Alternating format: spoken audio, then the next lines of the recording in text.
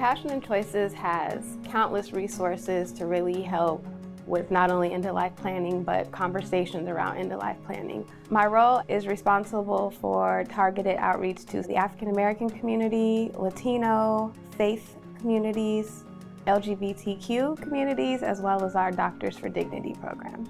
So I actually joined the organization through a temp agency. It wasn't until really I got to learn about the mission that I kind of fell in love and saw that my community in particular was being impacted by not having these conversations.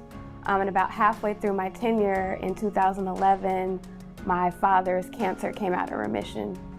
And it's when it really hit home to me that I had all of this knowledge around these issues, but I hadn't spoken to my own father about what he may have wanted or didn't want. When he declined quickly, he was in a situation where he couldn't speak for himself, and our family was in dissension over it.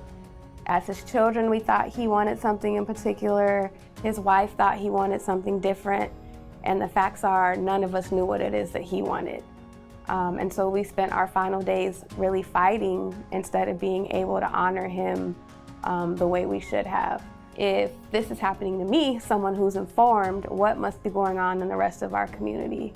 And so that's when I found what we found to be true. Our community doesn't talk about it, nor does it prepare.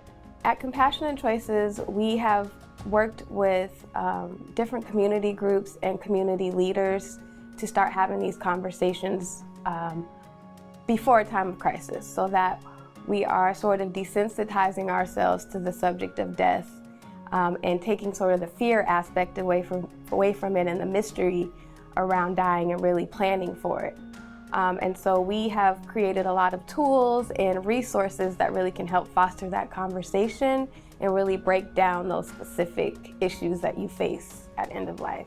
Through our community engagement, we bring this topic up around sort of healthcare discussions, around end-of-life planning, around even financial planning. All of this really has to do with our legacy and getting our affairs in order. Not only do we see this in our everyday life, but even some of our icons in our community also have been impacted.